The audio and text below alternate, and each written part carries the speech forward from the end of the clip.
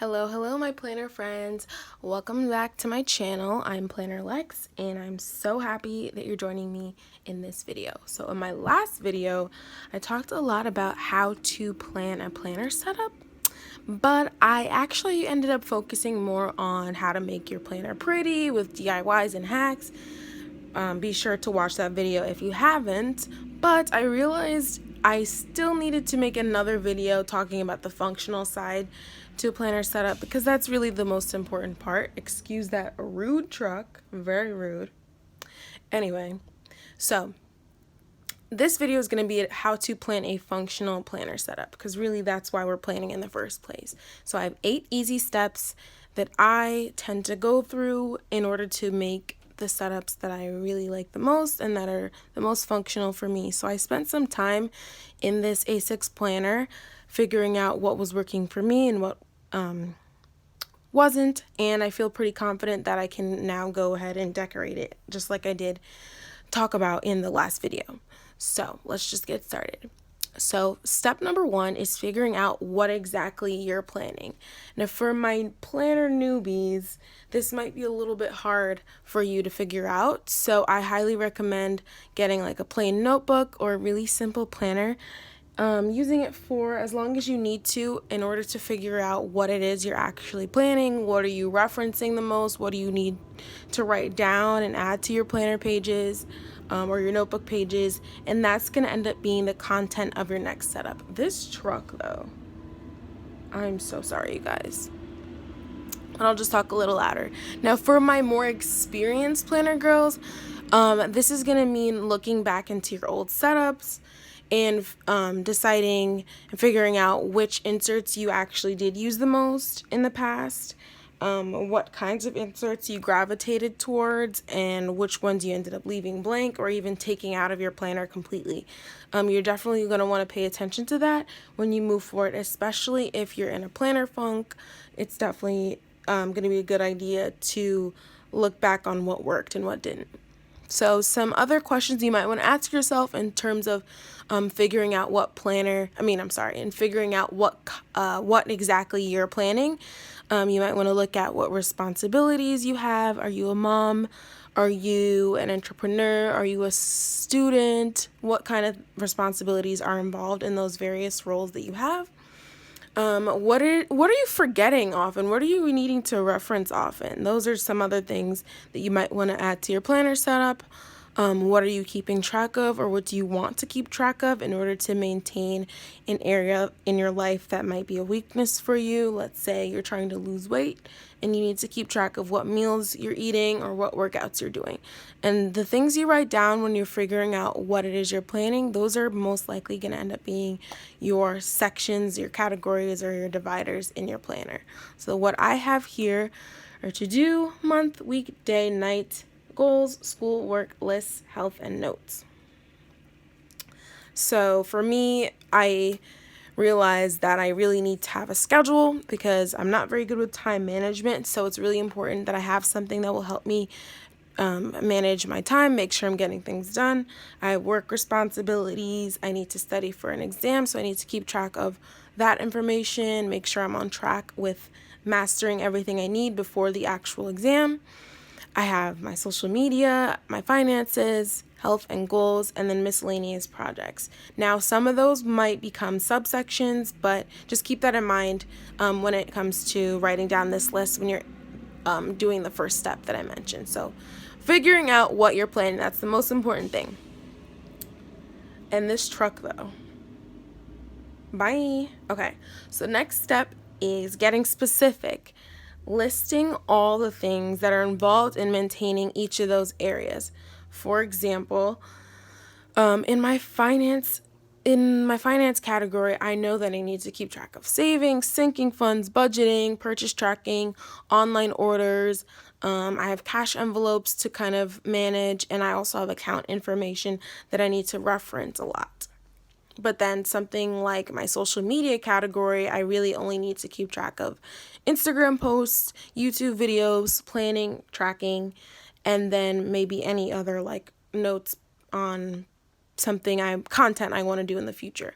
As you can see, one of the categories is much bigger than the other, so keep that in mind. But you're definitely going to want to figure out the specifics of each of those categories that you figured out in step 1. So step 2 was get specific. Now, once you've done all that, you can figure out step 3, which is how many planners are you going to be using. Now, you've seen on my channel, I've used systems of 3, systems of 2. So you're first going to have to ask yourself, how many planners can you realistically manage? Now, I know for me, that's going to be between 1 and 3. I definitely can't seem to do more than that. I don't know how many people can do more than that. But just go back, think about a time where you were really, really functional, and how many planners were you using at that time. But you also need to make sure that you take note of what lifestyle you had back then, because if you have a different lifestyle, you will most likely need a different planner system. Remember how I mentioned that my finance category required a lot more than my social media? That might be an opportunity to separate out a section. So as you guys know, I have so many different things I want to keep track of in terms of finances. So what worked for me is to have a separate finance binder that keeps track of all those things I listed, like my savings, my budgeting, purchase tracking, online orders, etc., etc. So yeah, you might decide that one of your categories is pretty extensive and needs its own planner. Or you just kind of, your brain works where, let's say, you like to separate your work life from your personal life. So that might be a reason to use 2 different planners. Another thing you might want to consider is if any of your categories kind of complement each other, meaning like, do they work well together? So, for example, my disc bound, I used to have it where I was keeping track of goals and projects, because those kind of go together in my opinion, and also monthly and yearly overviews. Those different categories went well together because they were just they just went hand in hand. So I realized that that could have been a separate planner for me. But when you are using multiple planners, a major tip is to make sure there's no overlap, because that just kind of makes it harder to keep track of where you have things. That's why a lot of people I know just decide, you know what, I can only realistically manage 1 planner at a time. That's what I'm doing now. And the pros to that is that there's just one place where you're needing to reference information. But the pros to having multiple planners is that it just feels like you're really categorizing and just like categorizing different areas in your life. When you're doing your finances, you go to your finance planner. When you're at work, you go to your work planner. When you're doing personal things at home, you go to your personal planner. So if you're a type that needs to kind of categorize your life, so, really keep things separate, you might want to consider multiple planners.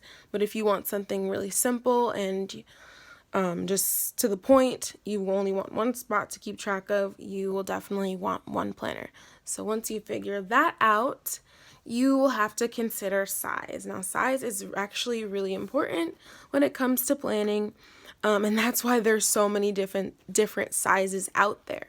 But some questions you might want to ask yourself are, where exactly are you going to be doing this planning? Let's say you're a mom and you need to be able to pull out your planner often when you're on the go. So that means you're probably going to need a planner size that's really portable. Maybe it can fit in your purse or even your pocket. Maybe it can act as a wallet, so it's big enough to hold your money or something like that. It has card holders, things like that. Or are you someone that is always planning at their desk and nowhere else? So that means you can have a larger planner. You're also going to want to consider how big your handwriting is, or how much it is that you're actually planning on these pages. If the answer is that you have big handwriting or you have a lot of extensive writing to do in your planner inserts, you're definitely going to want to head on to the bigger planner sizes. Just a tip though, so some of the sizes out there, I would say in the small category are mini, and pocket. Now these are going to be the most portable sizes out there. This is pocket size. This isn't rings. I took the ring out, but I just wanted to show you how small a pocket can be. These work great as like wallet setups, on-the-go planners, things like that. And then, as you guys know, my favorites are the medium-sized planners.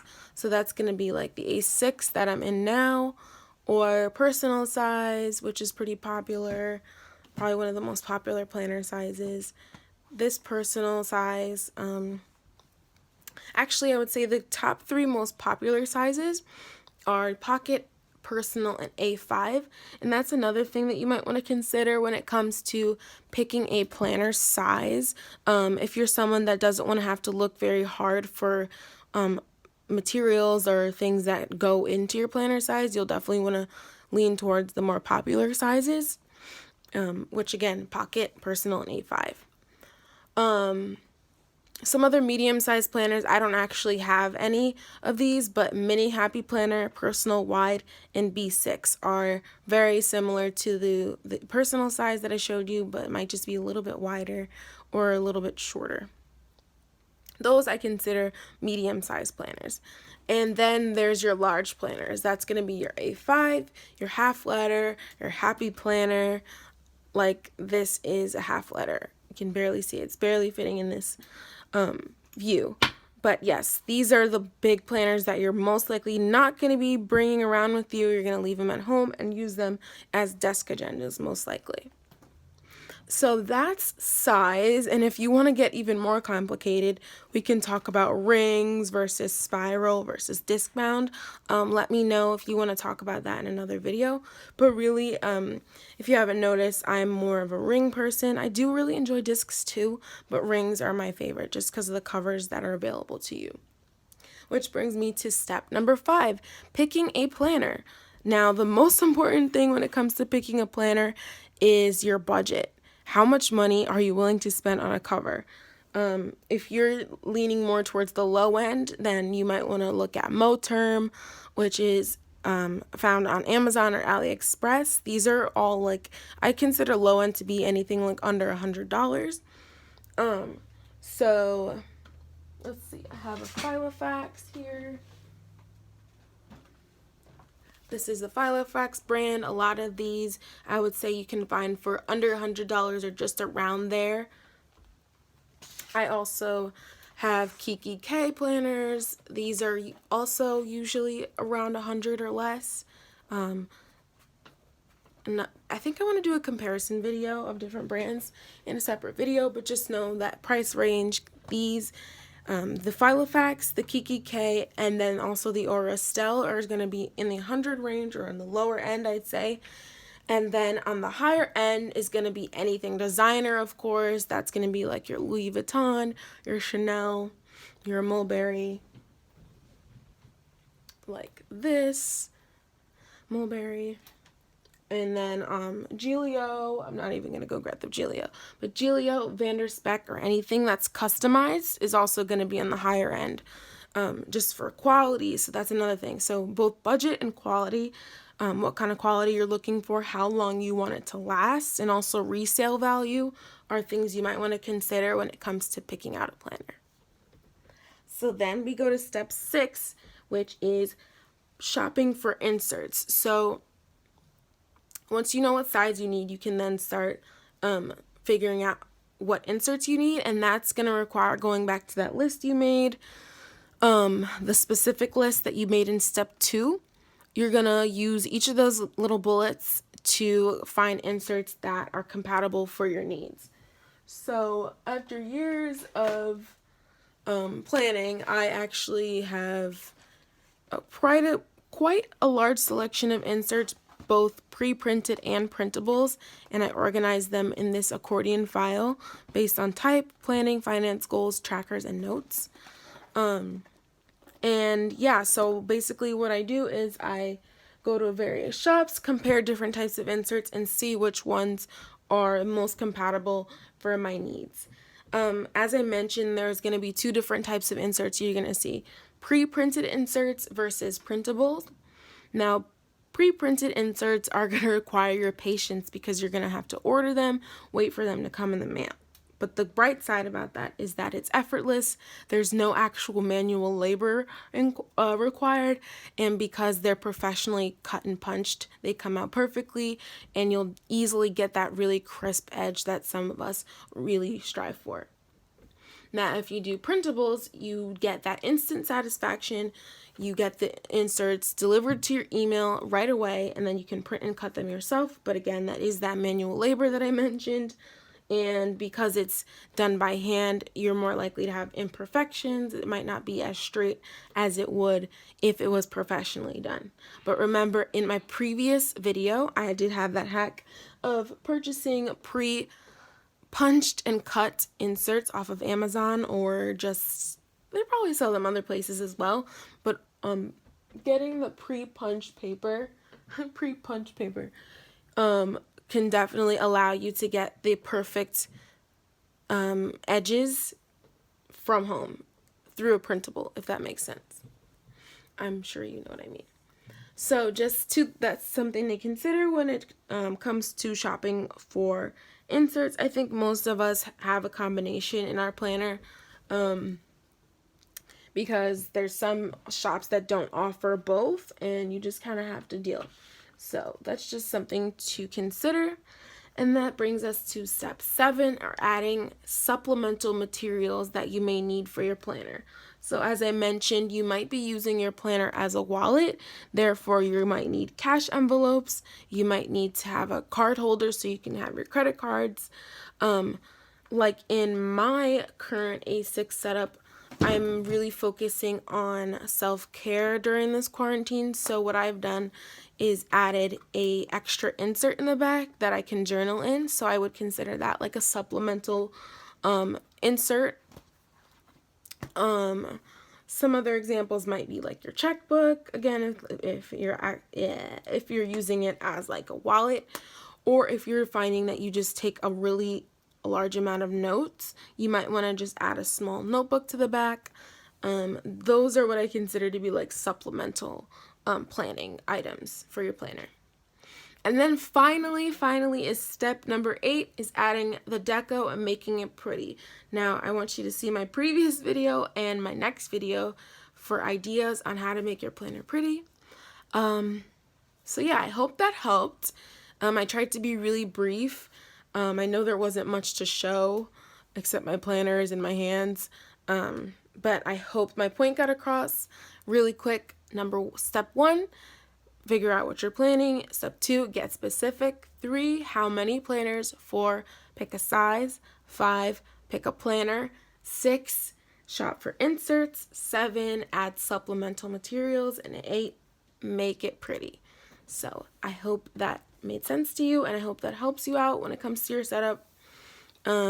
If you have any additional questions, be sure to let me know. If you enjoyed this video, give me a like and subscribe if you'd like to, and I'll catch you in my next video. Thank you so much for watching. Love you guys. Bye.